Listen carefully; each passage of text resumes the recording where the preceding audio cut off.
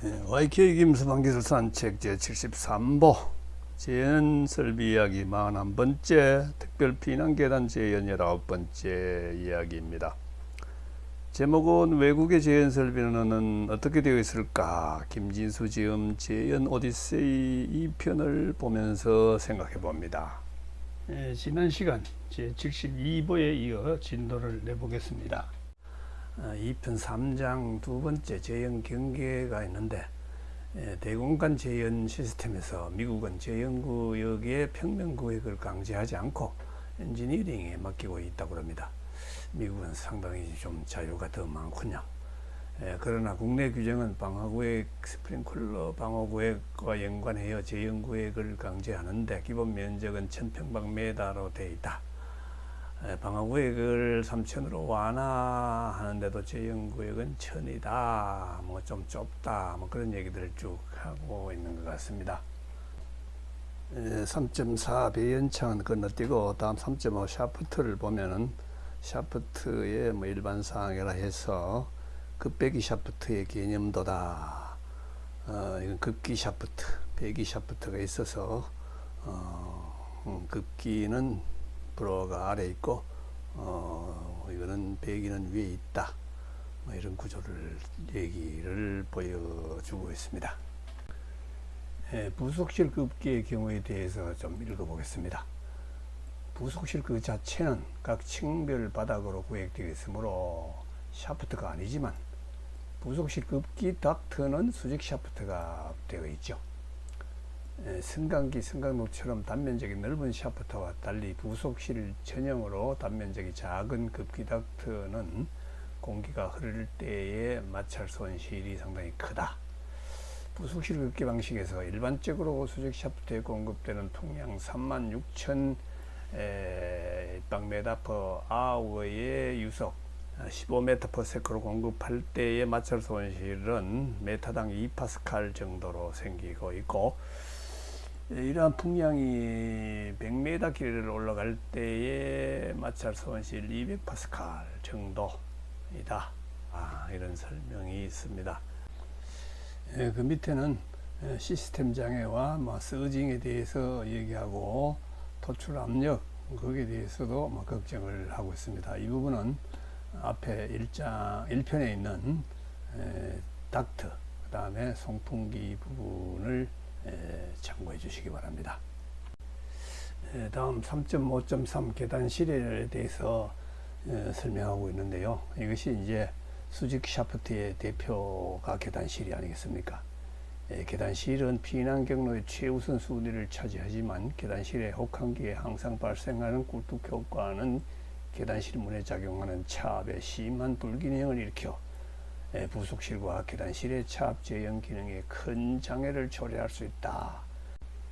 그림 2.12A에서 온난기의 계단실에 발생하는 차압 분포인데, 전체적으로 차압은 가압을 할 때도 균일하다.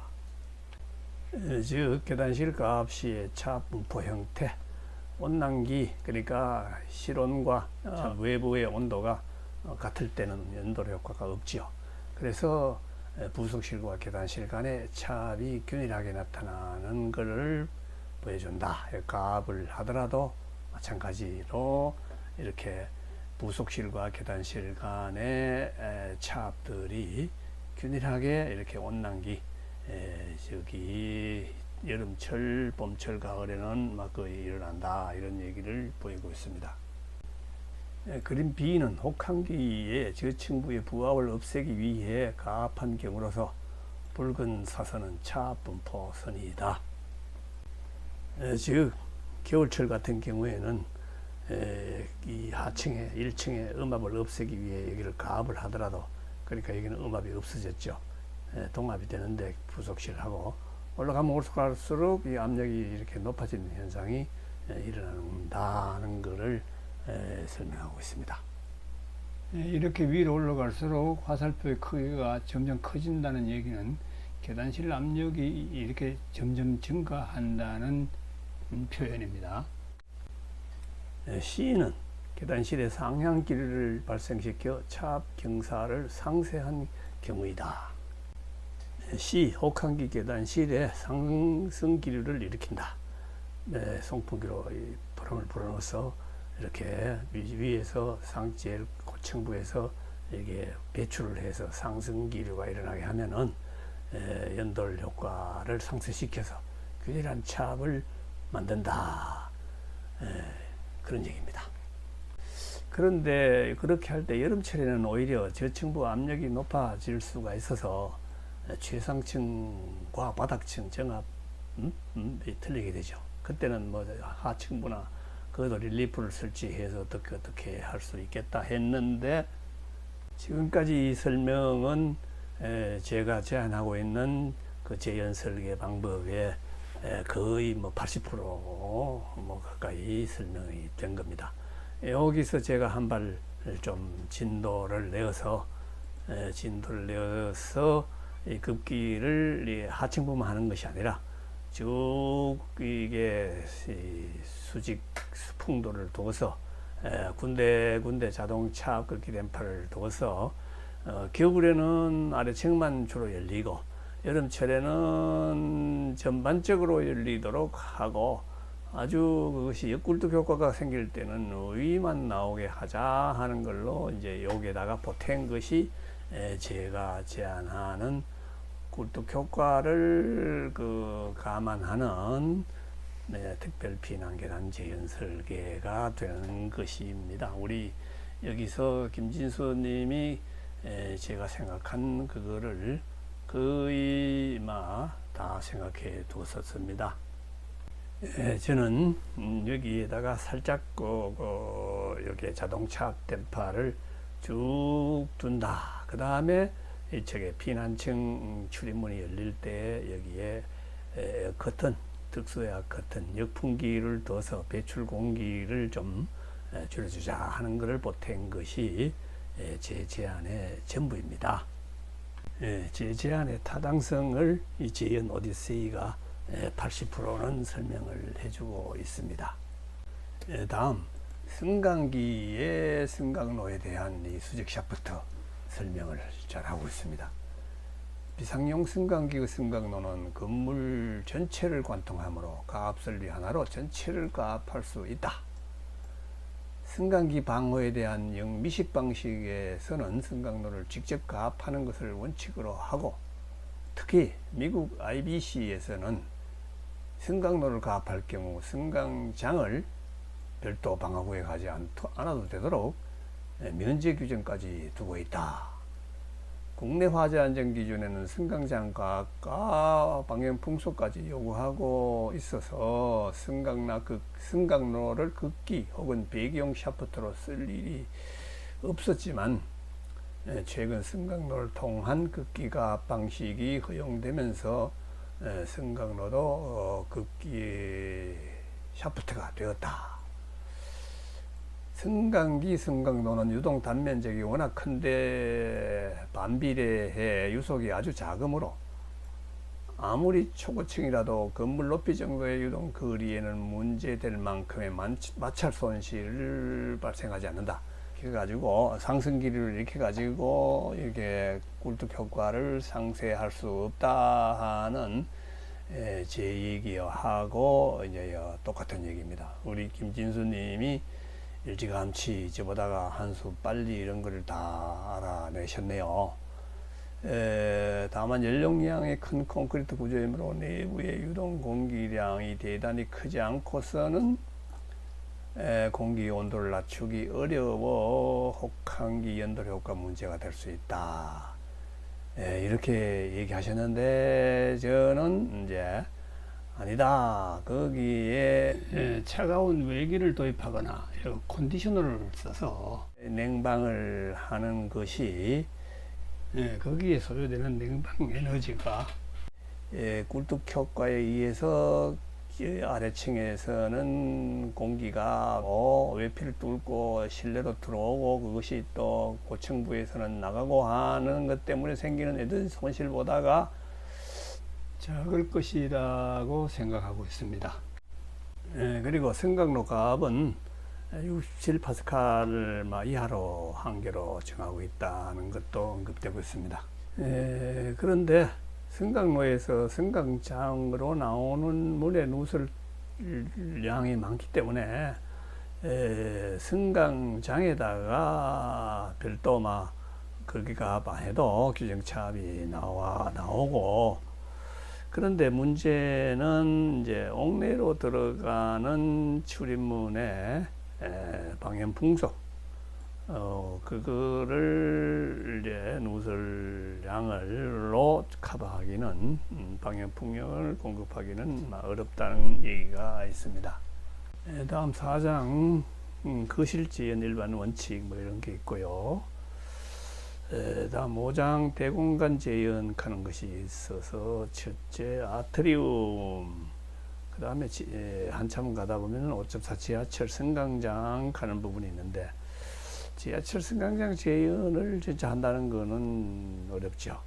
그래서 대구중앙로역의 화재 사례를 한번 생각해 볼 수 있는데, 그러니까 만약에 우리 피난이 이렇게 지하철 화재가 났을 때 피난이 참 중요하구나, 거기서 참 깨달았습니다. 승강로로 뛰어내려서 그걸로 피난을 해야 된다. 하여튼 연기가 차올 때는 무조건 밑으로 내려가야 되겠구나, 위로 올라가면 안 되겠구나 하는 거를 한번 여기서 이게 얘기를 좀 더 해보고 싶습니다. 하여튼 지하철 승강장 재연 하면은 그거 지하철 자체가 불나는 경우를 경험했는데, 하여간 아래로 지하철 그 철로로 들어가는 피난을 꼭 기억합시다. 다음 소공간 재연을 뛰어넘어서 차압 재연으로 들어가 보겠습니다. 차압 재연의 개념, 그거는 이렇게 이 피난로와 그 실간에 이렇게 피난로의 압력이 높으면 연기가 틈새로 나오거나 문을 열 때 나오는 연기들을 더비로 넣을 수 있는 것이죠. 그것이 이제 개념이라는 얘기를 하고 있고요. 다음 차압 재연의 주요 요소에서 차압을 조성하는 방식에서 가압 방식과 감압 방식이 있는데, 그러니까 화재실에 진공을 만드는 방식을 감압 방식이라고 하죠. 피난로를 신선한 공기를 불어넣는 방식을 가압 방식이라고 한다.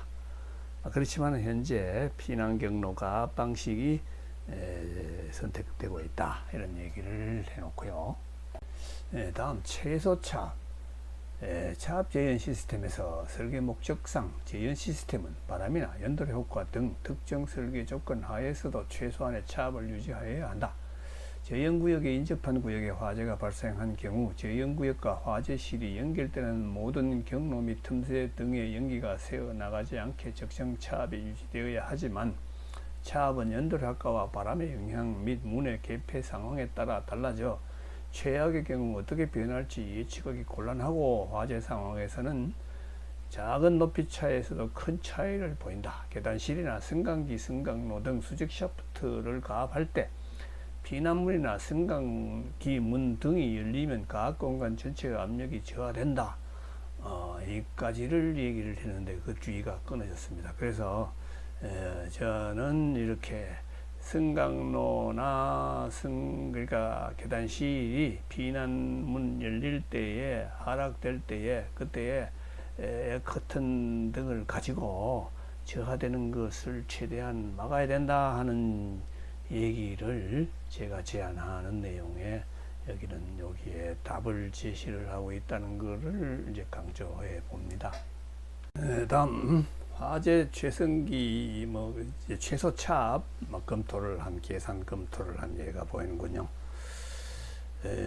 계단실 부속실 온도 20도씨다. 화재실 온도가 900도씨다. 피난문 개구부 중성대로부터 끝까지 높이 1m다. 이렇게 보면서 피난문 개구부 상단에 내는 8.8파스칼의 차압이 최대 차압이 걸린다. 이렇게 생각을 하셨는데, 여기 약간 좀 이의가 보이는군요. 중성면이 이게 문 높이가 2m라고 보면은 중성면 맨 가운데가 1m 부분이다. 그래서 H 1m로 봤는데, 실제로 출입문들이 이게 하단이 좀 더 부실하죠. 그래서 중성면 높이는 훨씬 이것이 낮아진다. 어쩌면은 제일 바닥으로 봐야 될 수가 있다. 하단에 붕 떠 있는 어떤 출입문들도 또 있지 않습니까? 그럴 때는 중성면이 바닥입니다. 그런 거가 빠져 있다는 거를 볼 수가 있고, 그 다음에 NFPA 92에서는 스프링클러가 있는 건물에서는 이런 최소차압 12.5다 하는 이 부분은 스프링클러가 있으면 화재실 온도를 이제 뭐 300도C 정도로 이제 본다고 그래 알고 있었잖아요. 그래서 이렇게 12.5가 나오고, 이것도 저기 계구부 상단만 볼 것이 아니라 천정 부분 그런 데서도 피난로와 화재실 간에 리크 부분이 있을 수 있으므로 천정까지로 생각하는 것이, 그러니까 저게 피난문을 닫혀 있는 상황을 생각할 때는 그래서 40파스칼이라고 규정이 되지 않겠느냐는 생각을 해봅니다. 그리고 중요한 예죠. 차압은 최종 피난로, 그러니까 계단실을 보호하기 위한 것이기 때문에 제형구역과 화재실 사이에 이게 뭡니까? 계단실 가압할 경우에는 부속실이 없어도 된다고 미국 이게 IBC 인터내셔널 빌딩 코드라고 하죠. 그것을 규정하고 있다 하는 거가 주목이 됩니다. 그런데 우리나라는 좀 뭐 계단실은 생각도 안 하고 소위 부속실가만 자꾸 고집하고 있는 거를 여기 꼬집는 소리로 좀 볼 수도 있겠습니다. 그리고 계단실 가압을 할 경우에는 부속실에 뭐 배연 설비를 설치해야 된다는 그런 소방기술사님도 아직도 있다는 거가 지금 참 답답하게 생각됩니다. 좀 더 읽어보겠습니다. 계단실 또는 승강로를 가압할 경우 그 가압구역과 그 실 사이에 있는 부속실에는 굳이 별도의 차압을 조성할 필요가 없으나 부속실을 별도로 가압하거나 가압구역으로 통하는 출입문의 누설 혹은 가압 배출 장치를 통한 간접 가압을 이용하여 가압구역에 조성되는 차압보다 약간 낮은 압력을 부속실에 유지할 수 있으면 좋다. 그래서 계단실 가압을 하면은 자동으로 이렇게 부속실은 약간 낮은 압력이 생기죠. 문틈이 있으니까. 그리고 승강로도 가압을 같이 해서 부속실을 거의 승강로와 같은 압력으로 만들 수 있게 하자 하는 것이 제가 제안하고 있는 계단실 극기 가압 방법과 승강로 또 극기 가압 방법입니다. 계단실과 승강로를 동시에 가압하자입니다. 제 제안에 아주 힘을 주는 그런 내용이 여기에 또 있군요. 또 밑에는 부속실의 단점을 또 강조를 하고 있습니다. 계단실 가압의 성능과 안전성을 신뢰할 수 있으면 부속실이 없는 것이 피난에 유리하다. 부속실 자체가 신속한 피난 행동에 장애가 되기도 하지만 부속실 문만 열었다 닫는 경우 부속실에 연기가 갇혔다가 계단실 문을 열 때 계단실로 들어갈 수도 있기 때문이다. 따라서 부속실이 있고 계단실만 가압하는 경우에는 부속실에 배연창이 있는 것이 바람직하다. 이런 얘기도 있군요. 근데 이 말은 승강로를 부속실에서 승강로로 들어가는 그 문이 있는 경우는 이거는 좀 곤란한 얘기입니다. 부속실에 승강로 압이 그냥 형성되도록 해야 될 것입니다.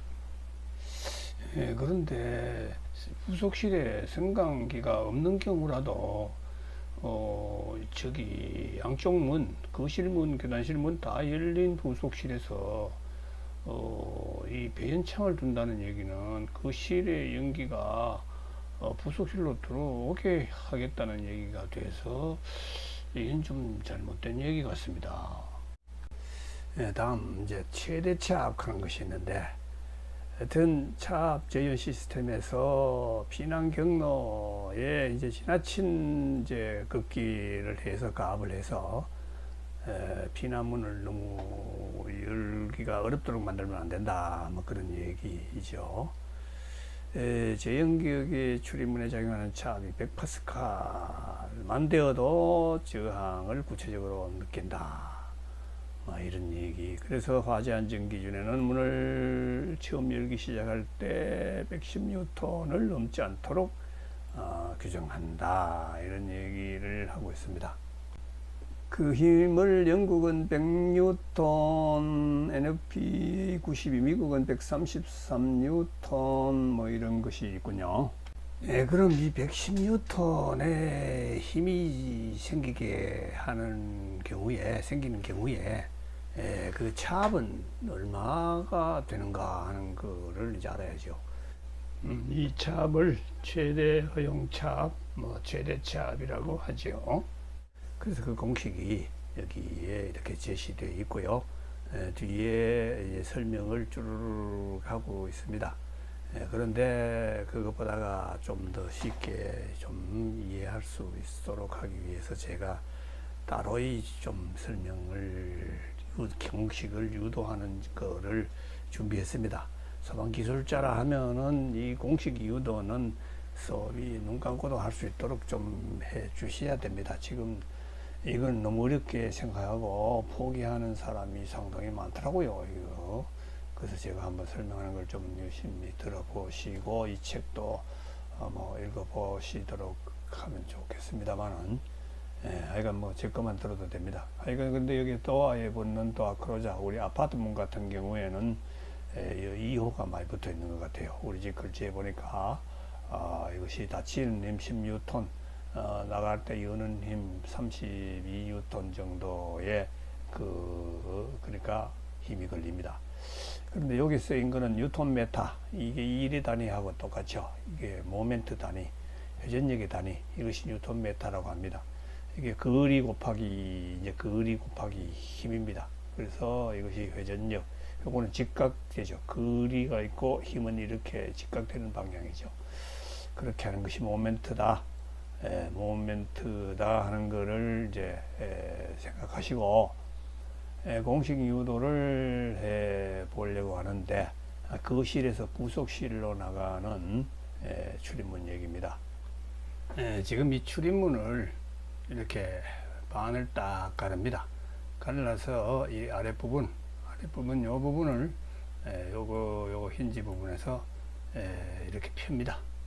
180도 확 돌려서 펴서 요것이 아랫부분이 여기 와서 붙었다고 그렇게 생각을 해 봅니다. 그렇게 되면은 아랫부분에서 밀던 이거는 위로 델타 A 델타 B 하는 건 이리 가고, 또 그 다음에 MOR 하는 것은 이제 이리로 가죠. 그래서 이거를 여기에 힌지를 여기 이제 골목을 두는 시소로 변형을 해서 생각하면은 뭔가 재밌을 것 같아서 이렇게 변형을 해 봅니다. 이거를 이제 그림으로 이제 다시 정리를 하면 이렇게 됩니다.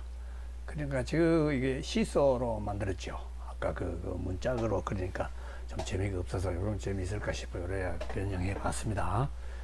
여기에 이제 시소가 요걸 중심으로 해가지고 삼각형을 중심으로 해서 이쪽에 이제 거실 쪽에서 이쪽에 이 도화 손잡이를 이 사람이 밉니다.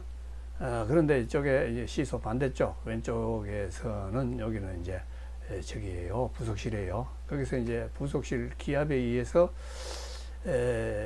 단면적만큼 문짝 면적만큼에 되는 힘이 맨 가운데에 이렇게 또 밀고, 이제 도화 크로저에 의한 힘, 여기가 이제 문 손잡이 부분에서 FL이라고 해서 이렇게 밀게 됩니다.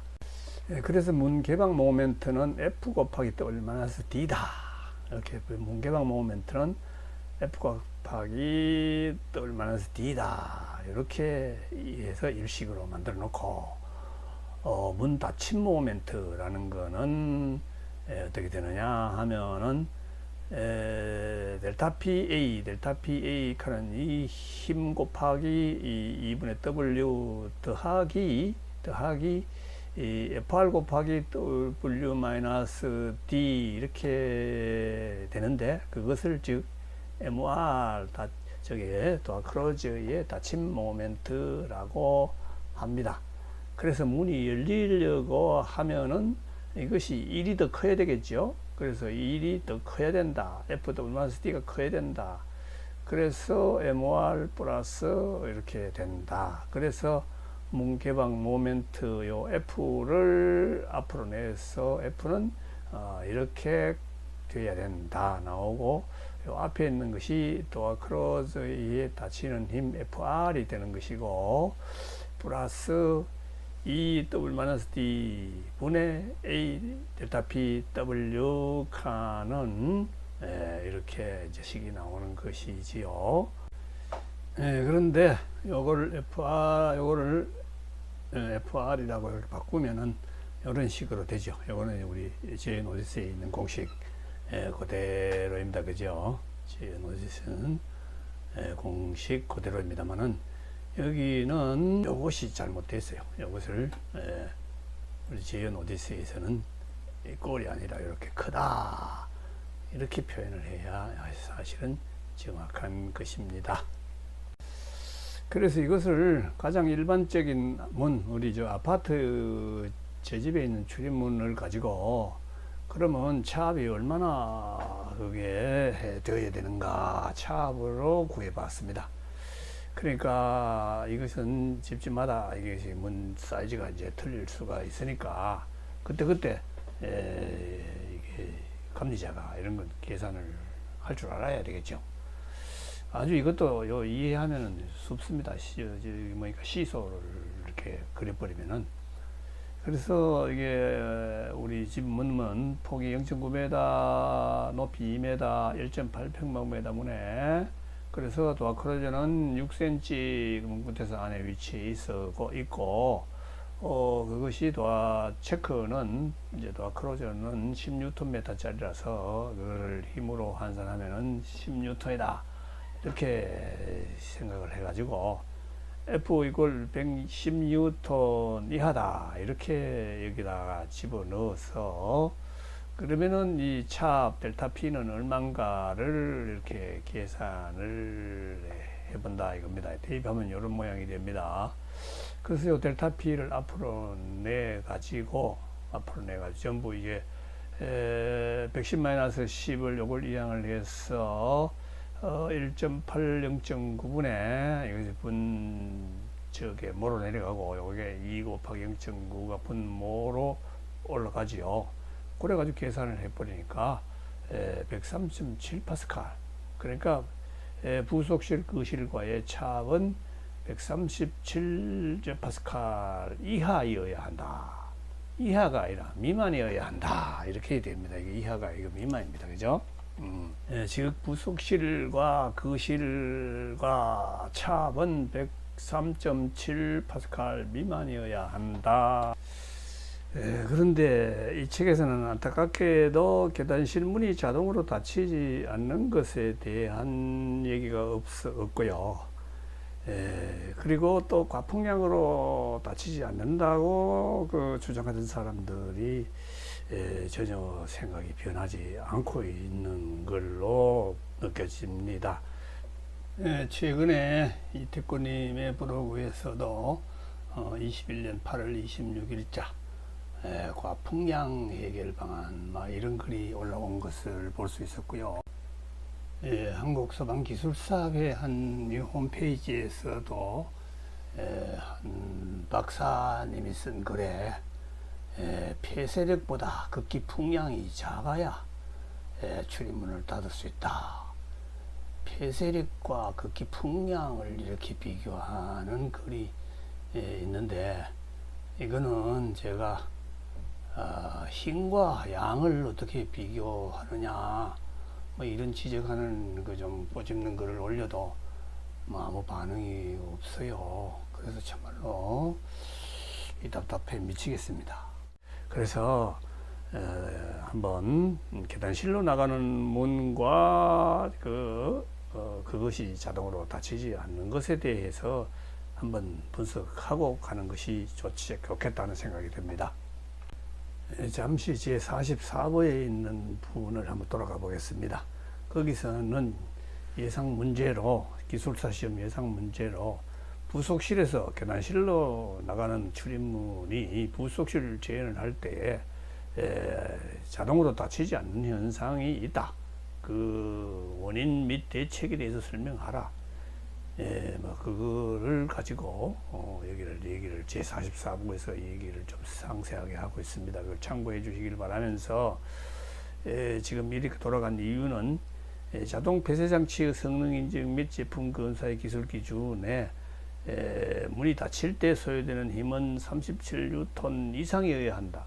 문이 열릴 때 힘은 60뉴턴 이하여야 한다. 사실은 이게 뉴턴 메타라고 해야 이게 맞는 거죠. 그걸 보여주기 위해서 이게 돌아와 봤습니다. 제가 기술사 시험 문제 출제하라 하면은 이걸 출제할 것입니다. 혹시 제 얘기에 동의하시는 출제위원이 계시면은 이 문제 한번 출제해 주십시오. 그래서 부속실에서 계단실로 나가는 출입문, 이 문짝에 대해서 생각해 봅니다. 부속실에서 계단실로 개방된다고 보면은 아까 그 그림을 좀 변형을 해보면은 부속실 압력이 높은 쪽이죠. 여기에서 A 델타 B 하는 것이 있어서 이렇게 가운데를 밀 것이고, 출입문을 닫는 거는 압력이 낮은 쪽 계단실 쪽에서 이게 지금 자동 폐쇄 장치에 의해서 이렇게 닫힙니다. 그거를 이제 뭡니까? 문을 닫는 힘으로 환산을 하면은 MR에서 이 W-D로 나눠야 이 F 힘이 나오죠. 이 MR이라는 것은 그의 모멘트입니다. 그리고 곱하기 힘. 그것을 시소비로 이제 옮겨 봅니다. 이 부속실의 힘, 차압과 면적에 의한 힘, FP가 문 가운데를 미는 부속실에서 계단실 쪽으로 이렇게 미는 힘이 있고, 계단실 쪽에서는 이 자동 폐쇄 장치에 의한 힘 FR 이 두 개가 서로 이렇게 균형을 이루고 있는데, 이 FR 곱하기 W-D 칸은 이것이 커야 이게 문이 닫히겠죠. 그런데 그걸 이제 글로 표현을 해 보면은 문 닫힘 모멘트는 FR W-D1-다. 그리고 문의 열린 모멘트는 FP다. 문 면적 곱하기 차에 2분의 W를 곱한가. 이 두 개가 이제 균형을 이루고 있는데, 문이 닫히려면은 문이 자동으로 닫히려면 문 닫힘 모멘트 1-가 문 열림 모멘트 2-보다가 커야 한다. 문 닫힘이 커야죠. 그래서 문 닫힘이 문 열림보다 커야 한다. 이렇게 세워놓고 델타 P에 대해서 정리를 해보면은 델타 P를 놓고 이거는 이제 옆으로 보내죠. AW 나누기 2 하는 것이 이게 분모로 가버리고 FRW-D가 여기 남아있죠. 그래서 델타 P는 이것보다 작아야 된다. 그래서 가장 일반적인 문 0.9m의 폭에 높이 2m, 1.8평방미터 면적인 문에 대해서 또한 이게 뭡니까?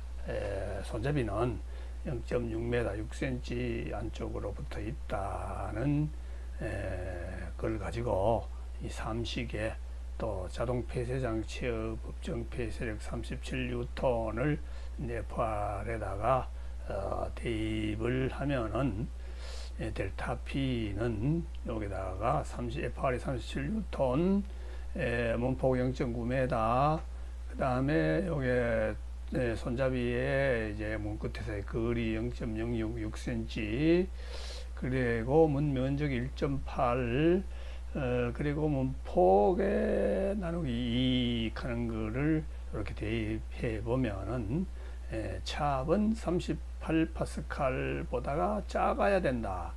이렇게 이제 결론이 나오죠. 이걸 이제 부속실 기압은 계단실보다 38 이상 높으면 안 된다.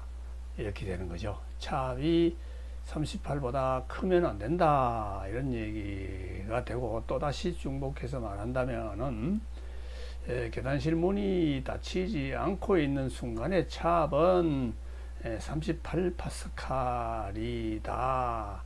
물론 이것이 자동 폐쇄 장치의 힘을 키우면은 그만큼 이제 커지겠습니다만은, 아주 표준형이라면은 그 30파스칼로 이제 볼 수 있다. 그렇게 생각할 수 있고요. 동영상 하나를 보겠습니다.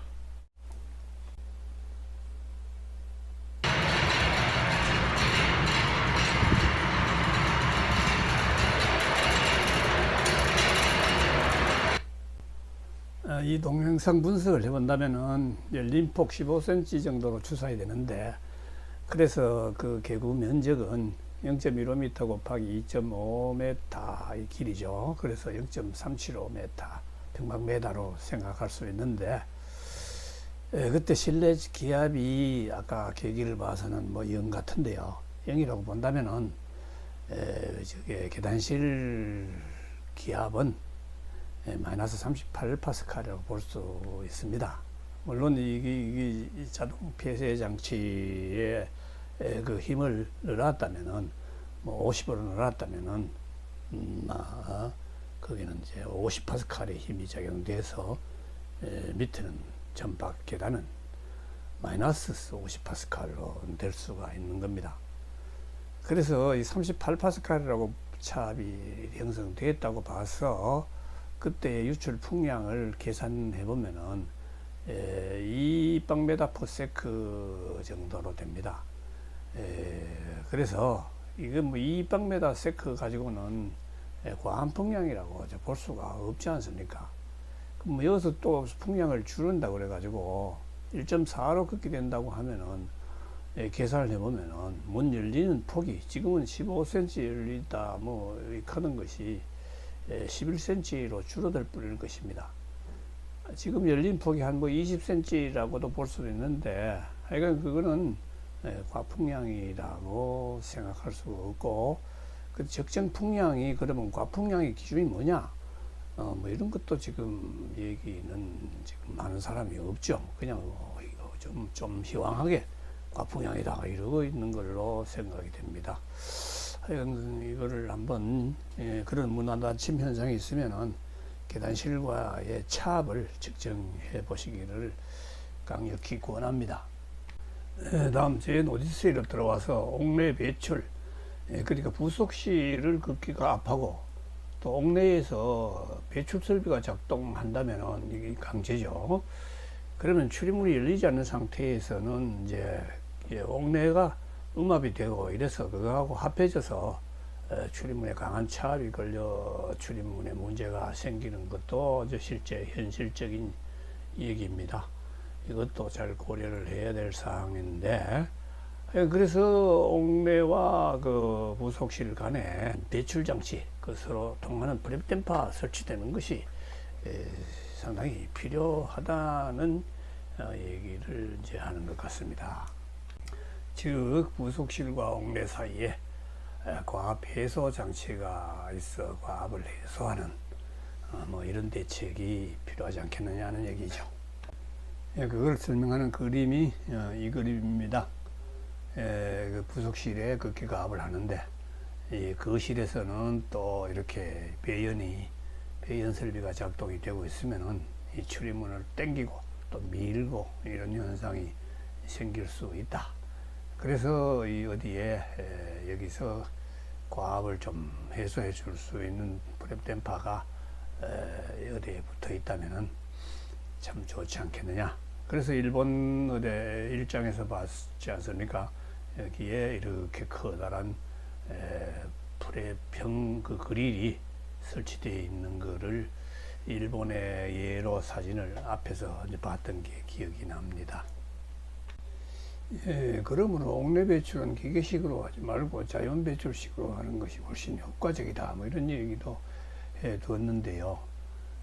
그래가지고 여기 부속실 압력이 50파스칼이니까 그러니까 거실도 50파스칼로 되고, 그래서 이게 여기서 자연 배출이라도 잘 나갈 수 있을 수 있다 하는 얘기도 기술이 되고 있는데, 근데 이게 계단실 쪽으로 문이 열린다는 걸 생각하면 부속실이 이게 문 개방 상태에서는 유지된다는 거는 좀 기대하기가 어렵죠. 계단실 값을 아주 50파스칼로 한다면 또 모르겠는데, 그 부분이 조금 이상해 보이는 거가 있네요. 그리고 다음은 다중부속실의 경우 건축물의 피난 경로는 단순할수록 좋은데, 건축 법령 때문에 복잡한 다중부속실이 부득이 필요한 경우에는 궁극적 방호 대상인 계단실이나 승강로 등을 보호할 수 있는 핵심 제어구역 하나만을 선정하여 가압하는 것이 효과적이다, 이런 얘기가 있습니다. 그래서 그림을 보면은 복도가 있는 건물에서 승강기, 승강장이 별도로 있고 부속실이 있고 계단실이 있을 때에 어디 하나 수직 통로, 승강로를 그 앞에서 이 바람이 새어 나온 것들이 승강로, 승강장이나 부속실 등에 그거를 기압을 유지할 수 있도록 하는 것이 어떻겠느냐. 제 생각은 이 계단실과 승강로만 가압하면은 충분하지 않겠느냐. 제 제안에 따른 그 방법이 참으로 좋겠다. 그거를 또 응원하는 이게 말이라고 볼 수 있고요. 그 다음에 이 피난 안전구역에 대해서도 여러 가지 복잡하게 할 것 없이 계단실만 이거를 제가 제안하는 방법으로 상승기류 형성하는 그 연도력과 저감과 그 다음에 출입문 개방 시에 그거에 차단하는 그런 방식을 동원한 것을 지금 하면 되겠구나 하는 생각을 해봅니다. 여기까지로 오늘 이야기를 마무리하겠습니다. 감사합니다.